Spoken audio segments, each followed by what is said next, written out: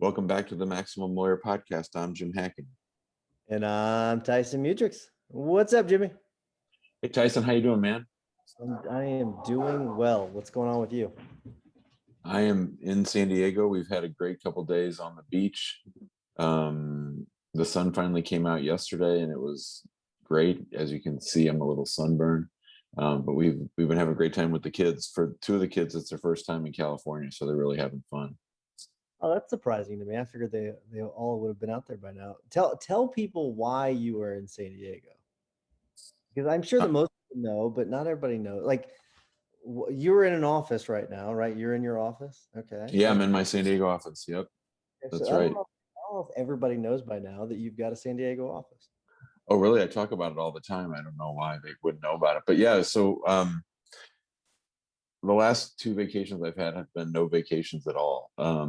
One time I was studying for the California bar, which I ultimately didn't end up taking, and the other time I was working on that deal to get our Washington D.C. office. But the San Diego office is sort of a labor of love. My goal is to spend half my time in San Diego and half my time in St. Louis. So we're trying to get this one up off the ground, and so I'm taking the whole week off except for today. I'm doing all my work in one day and trying to keep work and play separate. Nice. All right. Well, let's jump in with our guest.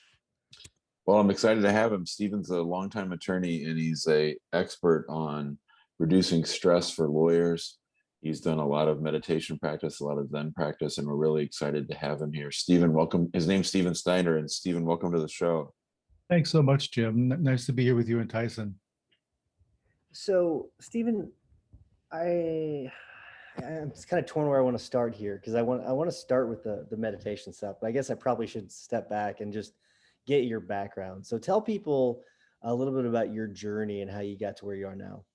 Sure. Well, I started meditating first when I was about 19 and really found it to be a fit for me and just kind of a grounding. So that's something I've done for the last 45 years daily. I've done lots of retreats, spent about 20 years in the Zen tradition, doing at least 4 retreats a year. And then I've also studied in different other Buddhist traditions and some other, what we call Western non-dual traditions. So they're outside religion, but they're teachers that have something helpful to say. And personally, I kept the two separate. I thought if I combine the two, I would be too sensitive, too agreeable, that I wouldn't be a good advocate for my clients. And at some point, just the stress level was enough that I began to really break down that barrier and found I was happier, more productive, opposing counsel, and my clients liked me better. So I was just bringing all of myself. And I think that's really what sort of turned on the light bulb about how this could be beneficial to lawyers and law students and paralegals as well, legal workers as well. I've got a paralegal who did this practices and found it really helpful with her stress levels as well. This is so great that we're talking about this because this is one of the few days in a long time where I have not done my morning meditation because I had to get up so early to get ready for the show. I will tend to that later. I've been meditating for about a year, 10 minutes Wonderful. every day, and my therapist runs the Shambhala Center in St. Louis, and so Oh, sure. I've been hearing about that a lot. And then my own personal coach is a guy named Marty Janowitz who worked with Chung Tropa for a really Okay. long time. So I've been slowly getting into this, and it really is the mindfulness is the thing for me. Is that just being mindful and trying to be present. I had a good laugh on Monday. I was sitting up high above the beach on this little outpost, and I was actually getting ready to do my meditation, and I wanted to check the weather, and so I typed in Google, is San Diego cool in June? Or I was asking Google all these questions, and I said to myself, here I am sitting above the ocean. It's beautiful out, and instead of just being in the moment and looking at the sun and looking at the ocean, I was looking at my phone, typing in all these questions to Google instead of just asking myself. So I got a big kick out of that for myself. Yeah. Yeah. That's a great reminder. Just really being more present is part of it. Of course, with lawyers and law students, there's just such tremendous workloads. We're really trained to be head only people. So we don't necessarily connect too much heart-wise as a general rule. And just the time pressures and the demands and lack of feedback. Typically, as a lawyer or law student, you know when you do poorly, but you don't generally hear when you do well. So it's hard to really develop and have some stability. And also being a win-lose profession, that makes it hard also.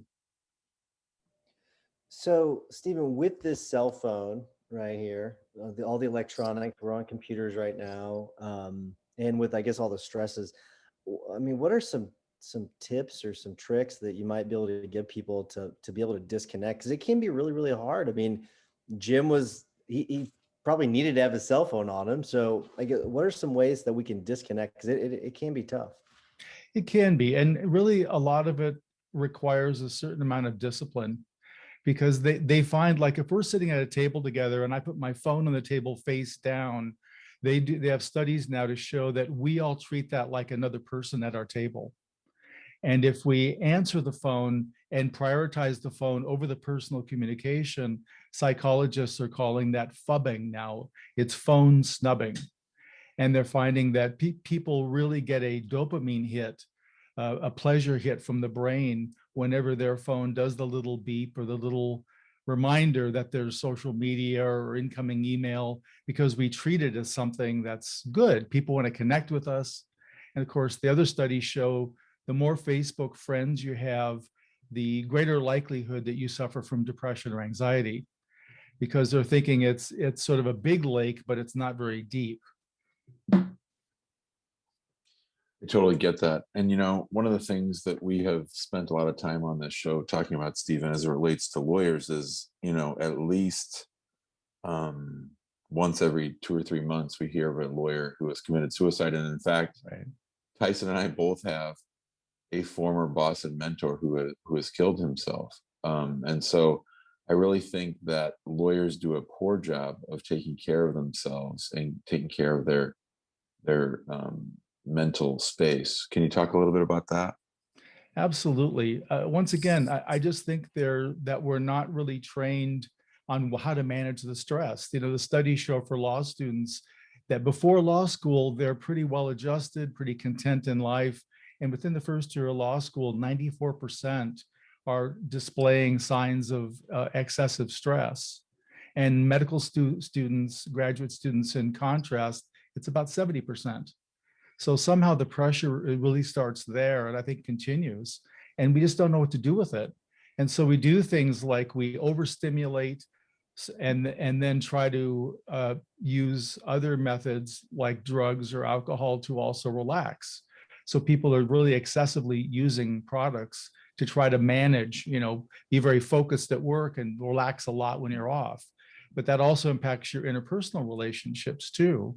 People can have a lot of life issues that get affected. Their eating, sleep, their moods, all these things can show a sign of stress. And that's why doing some simple meditation techniques, one of the ones I have in my book, Stress Reduction for Lawyers, is one called PHASER, Focused Attention Stress Reduction. And really, it's a matter of being with your breath in the area between the nostrils and the upper lip, and that's it. So it's super simple. You can do it sitting at your desk, at a stoplight, in line at the grocery store, but it helps us just settle down to something that's right here always. And by focusing on one thing, it lets the rest of the mind, invites it to relax. So we both have a concentration develop. We're developing concentration on the breath at the same time we're relaxing the rest of the mind. Great, because I was actually about to ask you how people can start when it comes to mediation. So that's a fantastic tip to get started. And as you were talking, I was doing it. It's like it's really good. Well, tell me this: what are some mistakes that you see people make when it comes to them trying to start with mediation? Meditation. You can say mediation. Well, it works in mediation too. The biggest thing really, Tyson, is to not overcommit. Because what happens, and what Jim probably found, is if he went in saying, I'm going to do 30 minutes or 60 minutes, that's going to lead to a certain amount of meditation burnout, because you just can't do it. When I started meditating, I was 19. I had the stresses of a teenager, but no life stresses. And I could only meditate for 5 minutes at a time before I was ready to jump out of my skin. So it takes time to build up that muscle of concentration and relaxation. So don't overcommit. That's the one thing lawyers tend to do. And also try to do it like Jim is saying, try and do it daily. If you do 10 minutes in the morning or 10 minutes morning and evening, in 3 weeks or 4 weeks, you're going to see a big difference, and probably sooner. I just don't want to overpromise, but it really helps a lot to do it. And people report their relationships improve, their spouse or partner likes them better. So it really has a lot of beneficial effect in all areas of our life. So I get a quick follow-up, Jimmy. Sorry. Like I gotta tell you, I've tried it before and I just get so freaking anxious. And maybe I'm not committed enough to it, but I get so anxious. I want to get up, I want to go do something else. So do you have a tip for me that'll keep my butt in that chair on the floor or on the couch or whatever is comfortable for me so I can stay there? Because I'm always wanting to get up and do something else. Right. Well, it's a matter of prioritizing. If you treat meditation like brushing your teeth each day rather than like cleaning out the garage, then you're more likely to do it. And you really have to remind yourself, Tyson, of all the benefits of it. The fact that you're slowing down, you're turning into your interiority, which is really interesting and complex. And we also have to pull away from what you're talking about, which I call compulsive doing. And for so many of us, our doing is how we've been recognized in life. You know, teachers, bosses, parents, when you do something they approve of, they sure let you know, or they can let you know. But the problem with that is we never get a sense that it's actually about us. It's about our performance. And so this is where another meditation, I have in the book called Innate Goodness Meditation, that helps us get in touch with our innate goodness that isn't dependent on doing.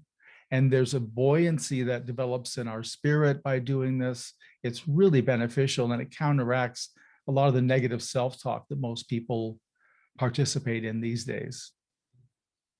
Yeah, for me, I might sit there for, I do only meditate for 10 minutes. And it's interesting, if you do it every day, you can see how different your meditation is each day. Sometimes your breaths come very quickly. Sometimes your breaths are slow and drawn out.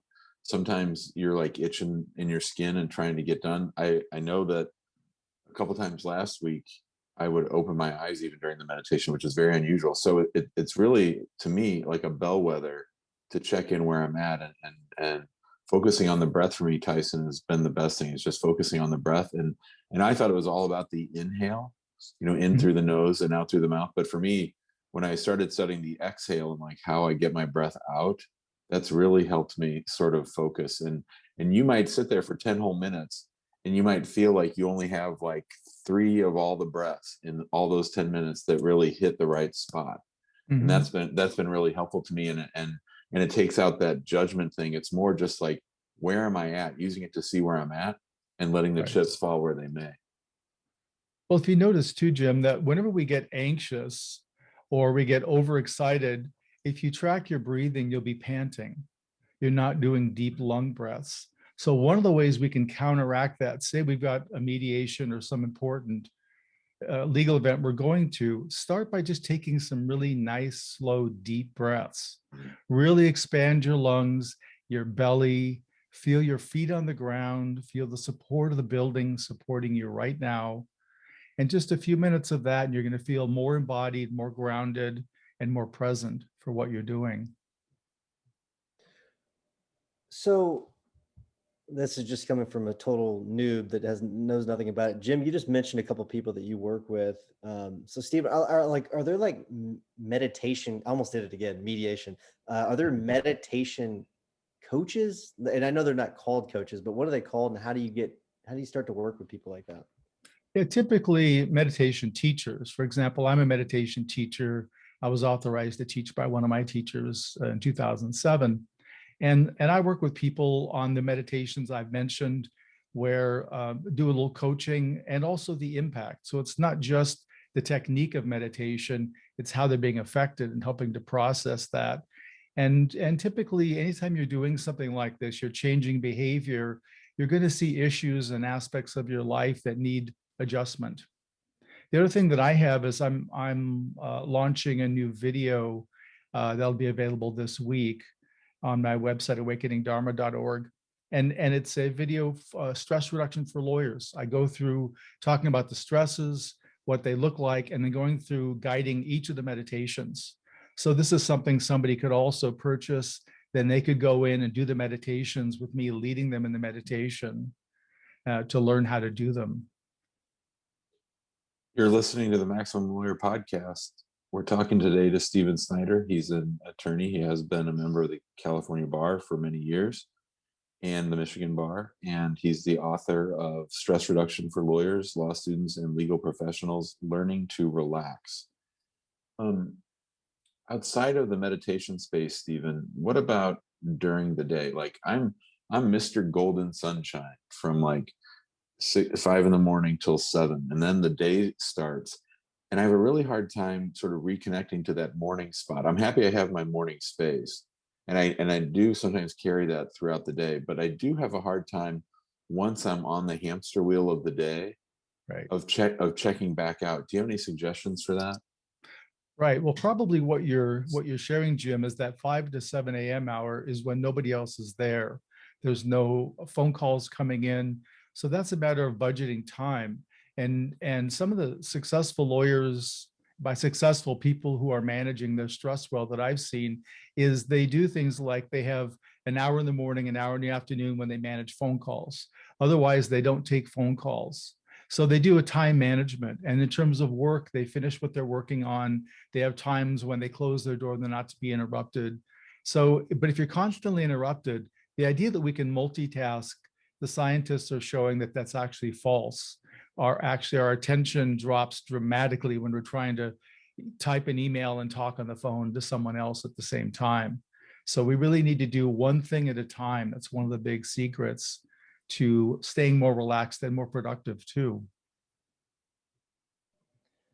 So I'm curious, like for me, like getting started with meditation is like it's a really basic thing. I gotta start basic. Like, are there like advanced levels? Like for you, like are you trying to achieve like another level of meditation? And that may seem like a total naive question, but I'm curious if there's like multiple levels of this. There absolutely are. This level is really about stress reduction and improving your life.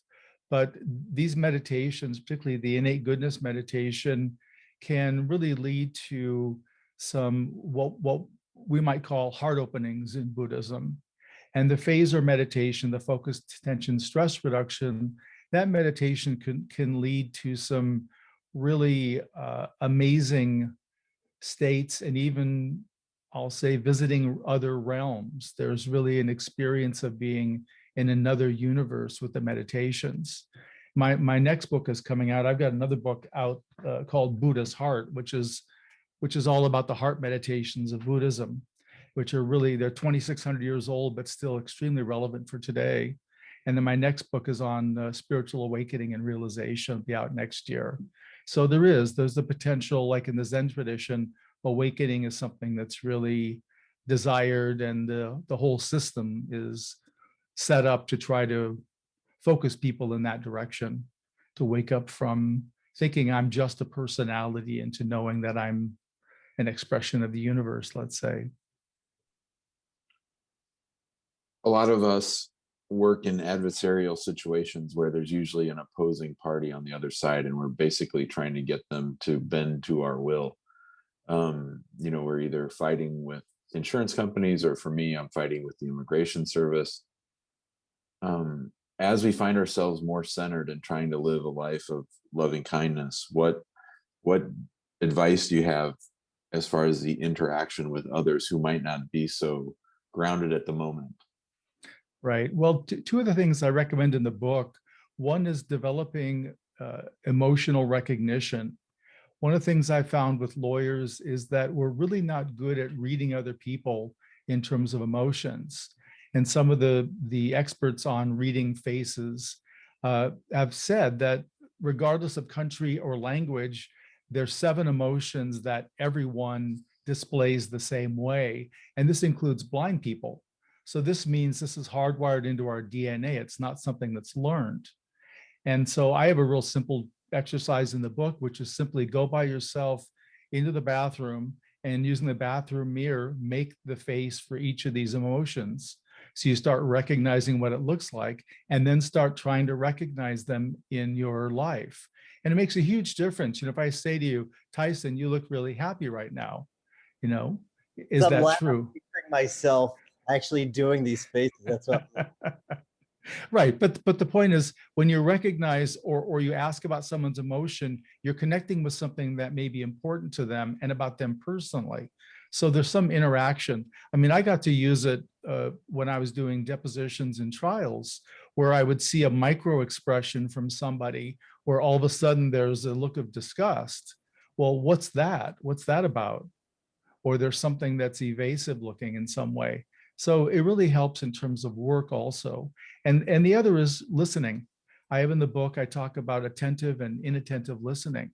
And really a simple exercise that if we're speaking right now, and if you look away and start looking at your phone, how that makes me feel. And then we switch the roles and you do it and you start seeing, well, if I'm doing something else, that person doesn't feel that I'm present and that I'm attentive to what they're doing or I'm listening. So improving listening skills makes a big difference too, because it helps the relationships. People feel heard. So, Stephen, the name of that book is Stress Reduction for Lawyers, Law Students, and Legal Professionals Learning to Relax. How do they get that book? Amazon is a good way. It's both available as an ebook and also paperback.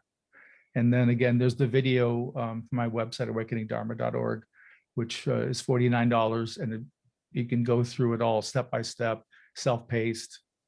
And again, I lead through the meditation, which is, it's really helpful to have someone lead you rather than to just read it in the book and do it.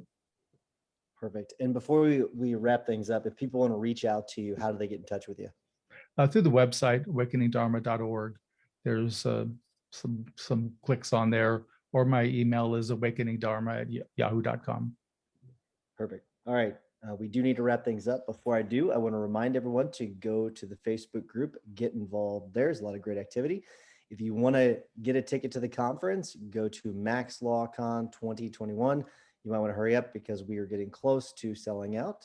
And then if you're interested in joining us in the guild, go to maxlawguild.com. Jimmy, what's your hack of the week?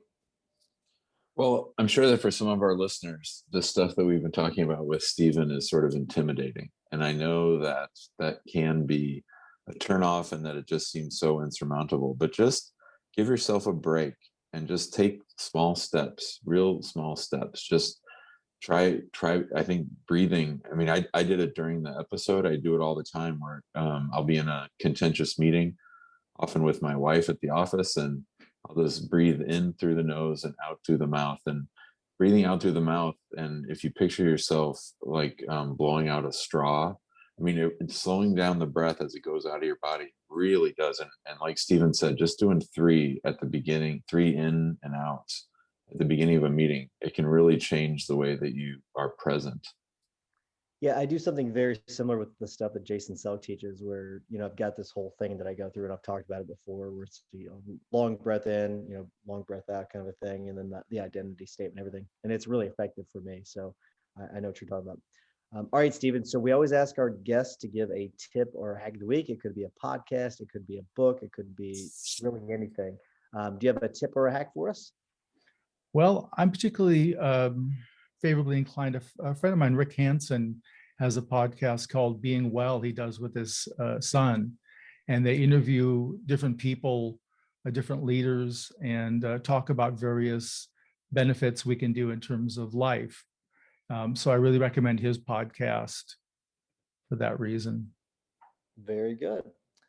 And my tip of the week is actually, it's perfect for this episode. And I pulled it up, and I'm one day in and reading this, by the way, but my good friend of mine, Scott Shooter, recommended it. Terry Clancy in the guild recommended it. So, cause she saw that I had it, she saw it on our Zoom call yesterday, and it's called The Daily Stoic, 366 Meditations on Wisdom, Perseverance, and the Art of Living. It's a really, I mean, I'd kind of flipped through it before whenever Scott showed it to me about a month ago, and then I finally ordered it, and it's really cool. So it's just something to kind of ponder. So it's called The Daily Stoic. Stephen, I gotta say, like you've got a very calming presence, which is kind of cool. And I don't know if that's the For sure. but you're very calm. There's something about you. I like it. So thank you so much for coming on. My pleasure. It was really a lot of fun being with you guys. Thanks, Stephen. Thanks. See you, buddy. Be well and be kind to yourself. Same to you, Stephen. Thanks. Bye now.